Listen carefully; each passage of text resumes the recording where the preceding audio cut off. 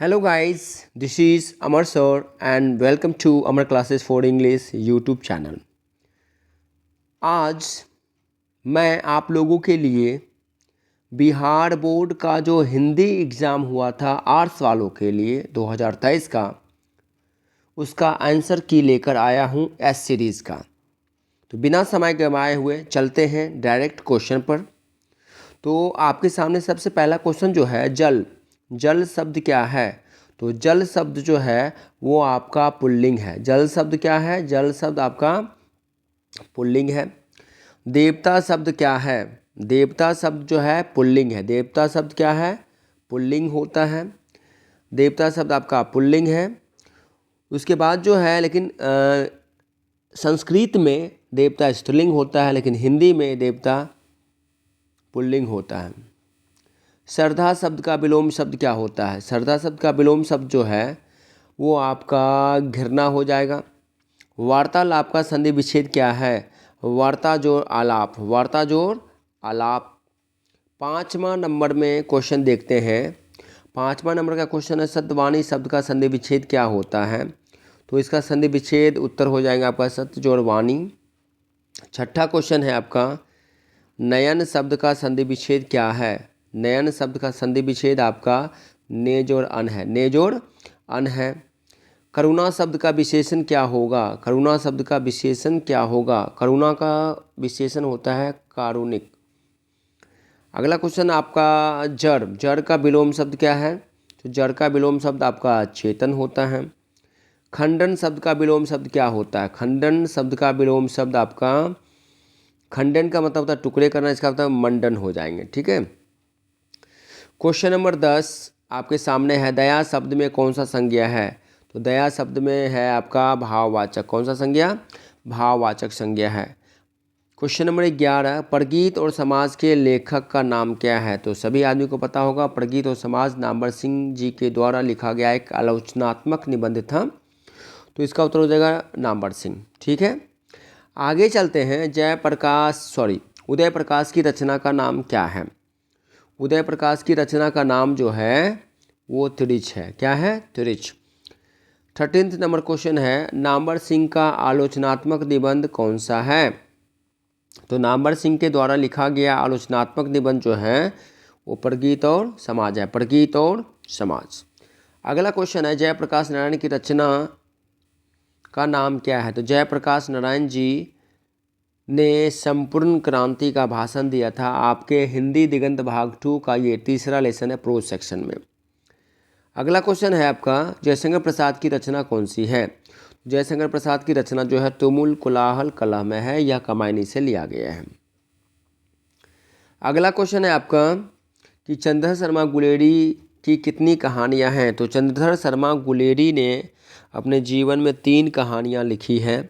सुखमय जीवन, बुद्धू का कांटा और उसने कहा था। तो उसने कहा था जो है वो 1915 में प्रकाशित हुआ था। चंद्र शर्मा गुलेरी की कितनी कहानियां हैं? 3। ठीक है। आगे चलते हैं। बालकृष्ण भट्ट किस काल के रचनाकार हैं। तो बालकृष्ण भट्ट जी जो हैं वो भारतेंदु युग के रचनाकार हैं। क्वेश्चन नंबर 18 बातचीत के जरिए भाप बनकर क्या बाहर निकल आता है। मवाद और धुआं। मवाद और धुआं भाप बनकर बाहर निकल आता है। मैं इसमें कोई डिस्कस नहीं कर रहा हूँ, कोई एक्सप्लेन नहीं कर रहा हूँ, डायरेक्ट आप इसका उत्तर देख लीजिए। 100% सही उत्तर। उसने कहा था शीर्षक कहानी किस वर्ष लिखी गई थी। तो उसने कहा था शीर्षक वाली जो कहानी है चंद्र शर्मा गुलेरी जी के द्वारा जो लिखी गई वो 1915 में लिखी गई थी। लहना सिंह किस देश की ओर से युद्ध कर रहा था। तो देखा जाए तो लहना सिंह जो है फ्रांस में रहकर युद्ध कर रहा था। ठीक है। लेकिन उस समय हमारा देश जो था वो इंग्लैंड ब्रिटेन का गुलाम था। इसी वजह से हम मान लेते हैं इसको कि इंग्लैंड देश के तरफ से वो युद्ध कर रहा था। ठीक है। लेकिन कहाँ पर? फ्रांस में। देश पर मर मिटने वाले लोग कौन सा पदबंध है। तो देश पर मर मिटने वाले लोग जो है वो संज्ञा पदबंध है। कौन सा पदबंध है? संज्ञा। आगे है बादल घिरे और मजदूर नाचने लगे। ये जो है कौन सा वाक्य है। तो ये हो गया आपका संयुक्त वाक्य हो गया। ठीक है। आगे चलते हैं। गौ का उच्चारण स्थान क्या है। तो गौ का उच्चारण स्थान कंठ होता है। चौ का उच्चारण स्थान क्या है? तो चौ का उच्चारण स्थान तालु होता है। फ का उच्चारण स्थान क्या है? तो फ का उच्चारण स्थान होस्ट होता है। गुरु उपदेश का संधि विच्छेद क्या होगा? गुरु उपदेश का संधि विच्छेद गुरु जोड़ उपदेश, गुरु जोड़ उपदेश होता है। ठीक है। क्वेश्चन नंबर 27, हताहत शब्द का संधि विच्छेद क्या होता है? हत जोड़ हत इक्वल्स टू हताहत। नकलची शब्द में कौन सा प्रत्यय है? तो ची। अगला क्वेश्चन है, निम्नलिखित में से कौन सा शब्द शुद्ध है? तो वाल्मीकि शब्द जो है आपका शुद्ध है और सब गलत है। नायक शब्द का स्त्री रूप क्या होता है? नायक का नायिका होता है, गायक का गायिका होता है। उसी प्रकार से पलटन का विदूषक कौन था? जो चिन्ह लगा हुआ है, जो टिक लगा हुआ, उस पर आप ध्यान नहीं देंगे। ठीक है, मैं जो बता रहा हूँ उस पर ध्यान देंगे। पलटन का विदूषक कौन था? पलटन का विदूषक था बजीरा सिंह। ठीक है। माया किस शीर्षक, माया जो है वो किस पाठ की पात्रा है? तो माया जो है वो झूठन शीर्षक पाठ की पात्रा है। माया यहाँ पर लेखक ओम प्रकाश वाल्मीकि जी की बहन का नाम है। ठीक है, आगे चलते हैं। परमात्मा आपको सुखी रखे यह कथन किसका था? आगंतुक लड़की का था। आगे चलते हैं तो सिपाही की माँ शीर्षक एकांकी किस संकलन का अंग है? इसका मतलब ये हुआ कि सिपाही की माँ कहाँ से लिया गया है? तो सिपाही की माँ जो है अंडे के छिलके से लिया गया है। ठीक है, आगे चलते हैं। अशोक वाजपेयी ने राज्य की सेवा किस रूप में की? तो अशोक वाजपेयी ने राज्य की सेवा जो है भारतीय प्रशासनिक सेवा के रूप में की है। विनोद कुमार शुक्ल को 1999 में कौन सा पुरस्कार मिला? तो विनोद कुमार शुक्ल को साहित्य अकेडमी का पुरस्कार दिया गया था। विनोद कुमार शुक्ल का जन्म स्थान क्या है? तो विनोद कुमार शुक्ल का जन्म स्थान राजनांदगांव छत्तीसगढ़ था। रघुवीर सहाय का जन्म स्थान कहाँ है? रघुवीर सहाय का जन्म स्थान लखनऊ उत्तर प्रदेश, लखनऊ उत्तर प्रदेश है। रघुवीर सहाय को उनकी किस कृति पर साहित्य अकेडमी का पुरस्कार मिला? तो लोग भूल गए, लोग भूल गए हैं। मुक्तिबोध ने एमए किस विषय से किया? तो मुक्तिबोध ने एमए हिंदी विषय से किया था। लाल पीला होना मुहावरे का अर्थ जो होता है वह क्रोध करना। लाल पीला होना मतलब क्रोध करना। लोहे के चने चबाना का मतलब होता है कठिन कार्य करना, कठिन परिश्रम करना। चलिए क्वेश्चन नंबर 43 में जो है निम्न में से शुद्ध शब्द कौन है? आस्तिक, नास्तिक, घृणा, पराजित। तो आपका आस्तिक शुद्ध है। लड़ाका शब्द में कौन सा प्रत्यय है? तो लड़ाका शब्द में आका क्या है? आका, लड़ाका। ठीक है ना। अगला जो है चचेरा में क्या प्रत्यय है? एरा। ठीक है ना, एरा है। चचेरा में कौन सा प्रत्यय? एरा। टिकाऊ में कौन सा प्रत्यय है? आऊ। टिकाऊ में कौन सा प्रत्यय है? आऊ। आगे है प्रकाष्ठा में उपसर्ग क्या है? परा। ठीक है ना, ये पर, यहाँ पे आपको जो है परा कर देना है। यहाँ पे पराकाष्ठा शब्द में उपसर्ग कौन सा है? तो परा कर दीजिए। अगला क्वेश्चन है निराहार शब्द में उपसर्ग क्या है? निह। निराहार में क्या है? निराहार शब्द में उपसर्ग क्या है? तो निराहार में जो है निर आपको करना है। निर में जो हलंत होता है वो वाला। ठीक है। दुर्बल शब्द में उपसर्ग क्या है? तो दुर्बल शब्द में उपसर्ग है दुर। क्या है? दुर है, दुर से ही बनता है दुर्बल। हिंदी में पदबंध कितने होते हैं? हिंदी में पदबंध 5 होते हैं। ठीक है ना। अगला है चरम व्यक्तिकता की ही परम सामाजिकता है। ये जो लाइन है वो प्रगीत और समाज से लिया गया। कहाँ से लिया गया? प्रगीत और समाज से। एंटोन चेखोव किस देश के रहने वाले थे? तो एंटोन चेखोव जो हैं वह रसिया के रहने वाले थे, रूस के रहने वाले थे। जयशंकर प्रसाद का निधन कब हुआ था? तो जयशंकर प्रसाद का निधन 1937 में हुआ था। तुलसीदास का अस्थायी निवास स्थान कहाँ था? तुलसीदास का अस्थायी निवास स्थान जो है वो काशी में था और नाभादास जी का वृंदावन में था। सूरदास जी का जन्म स्थान दिल्ली के निकट सीही नामक ग्राम में था। अशोक वाजपेयी किस काल के कवि हैं? अशोक वाजपेयी किस काल के कवि हैं? तो अशोक वाजपेयी जो है वो आधुनिक काल के कवि हैं। अधिनायक कैसी कविता है? तो अधिनायक जो एक व्यंग्य कविता है, हास्य रहित व्यंग्य कविता, ठीक है। हार जीत की रचना हार जीत किस प्रकार की रचना है? तो हार जीत जो है वह एक गद्य कविता है, गद्य कविता। बालकृष्ण भट्ट की माता का नाम? बालकृष्ण भट्ट की माता का नाम पार्वती देवी। अगला क्वेश्चन है आपका 60। निबंध लेखन की दृष्टि से भारतेंदु युग कैसा था? तो भारतेंदु युग जो था वो प्रगतिशील था। कैसा था? प्रगतिशील। निम्न में से दलित आत्मकथा शीर्षक पाठ कौन है? तो दलित आत्मकथा में झूठन है। कौन सा है? झूठन। झूठन।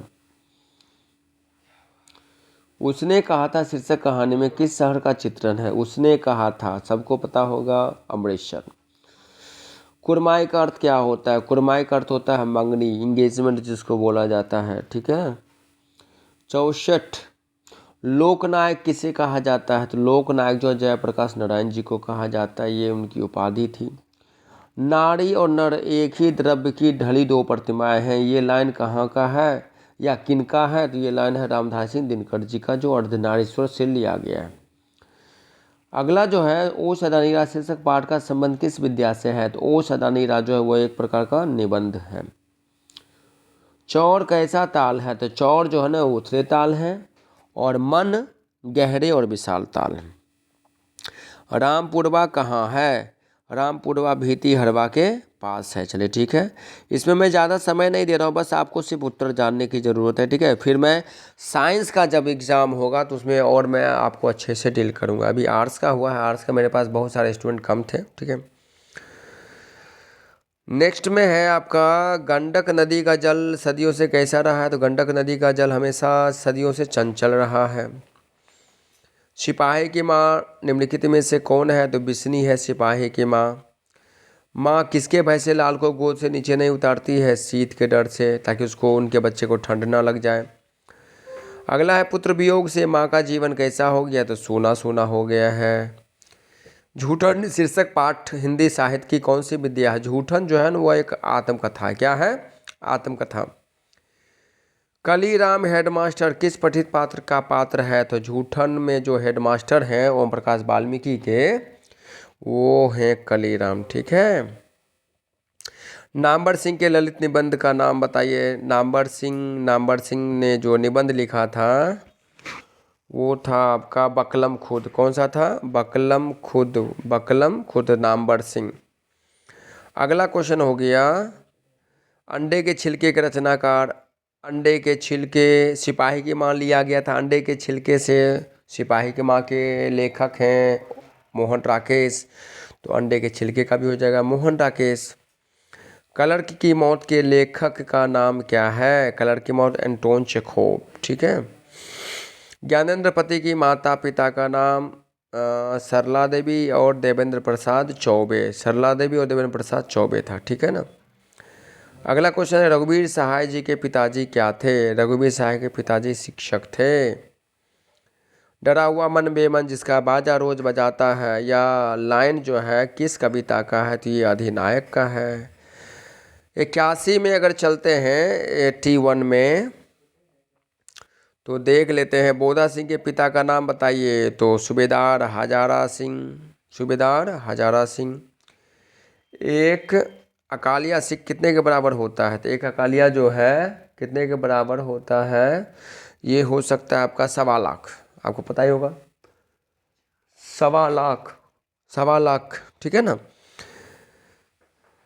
छात्र आंदोलन का नेतृत्व स्वीकार करते समय जयप्रकाश नारायण की स्थिति कैसी थी? बुढ़ापा और बीमारी, पूर्ण स्वस्थ, युवक, जर्जर, कैसी थी?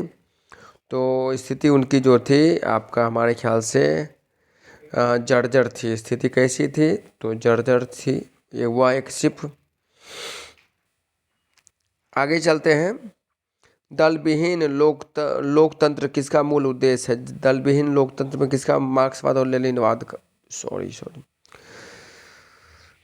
मार्क्सवाद और लेनिनवाद का। चलिए ठीक है।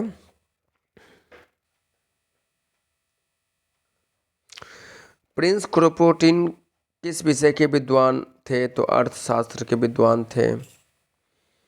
कौवा पेड़ पर बैठा किस कारक का उदाहरण है? कौवा पेड़ पर बैठा है, तो ये हो गया आपका कर्म। कौवा पेड़ पर बैठा है, अधिकरण हो गया। कौन सा हो गया? अधिकरण।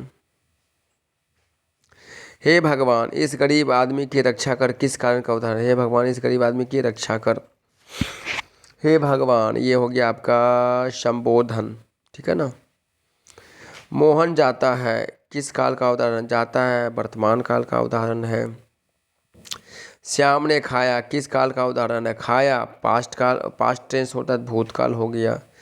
सभा शब्द क्या है? सभा शब्द जो है ना वो आपका पुल्लिंग, सभा पुल्लिंग है, ठीक है ना। देखिए कलेक्टिव नाउन जो होते हैं मतलब जिससे समूहवाचक का बोध होता है, कुछ पुल्लिंग भी होता है कुछ स्त्रीलिंग भी होते हैं, ठीक है ना। अगला क्वेश्चन जो है, तांबा शब्द में कौन सा संज्ञा है? तांबा में जो है वो आपका द्रव्यवाचक संज्ञा है। 92 राज्यपाल शब्द कौन सा संज्ञा है? राज्यपाल जो है, राज्यपाल वह एक पदवी होता है, उपाधि होता है, ये हो जाएंगे हमारे ख्याल से जातिवाचक, ठीक है ना। इसके बाद हो गया आपका सूरदास शब्द कौन सा संज्ञा है? तो सूरदास जी जो है वो व्यक्तिवाचक है क्योंकि नाम है, ठीक है। कवि श्रेष्ठ शब्द कौन सा समास है? कवियों में श्रेष्ठ, तातेती मामेमी, कवियों में श्रेष्ठ, श्रेष्ठ कवि, ठीक है। ये हो जाएगा आपका कर्मधारय हो जाएगा। अगला क्वेश्चन है, चक्रपाणी में कौन सा समास है? चक्रपाणी बहुव्रीहि, ठीक है ना। आगे चलते हैं, आजन्म शब्द में कौन सा समास है? आजन्म, आ से शुरू होने वाला अव्ययी भाव होते हैं। हाथ पैर शब्द में कौन सा समास है? हाथ और पैर द्वंद्व हो गए। सफल शब्द का विलोम शब्द क्या होते हैं? और सफल नहीं है तो विफल कर दीजिए। 99 में प्रशंसा शब्द का विलोम शब्द निंदा होता है। निंदा प्रशंसा मतलब बड़ाई करना। पीठ दिखाना मुहावरे का अर्थ होता है पराजित होना। पीठ दिखाना मतलब सॉरी इसमें हो जाएगा हार कर भाग जाना। क्या हो जाएगा? हार कर भाग जाना। पीठ दिखाना का मतलब होता है हार कर भाग जाना। चलिए ठीक है। तो अब हम मिलते हैं फिर कल। कल इंग्लिश का होगा आर्ट्स वाले एग्ज़ाम का, तो कल भी मैं आपको वीडियो अपलोड करूँगा। क्वेश्चन थोड़ा लेट से आया था इसी वजह से इसको अपलोड करने में लेट हो गया था। Okay, thank you.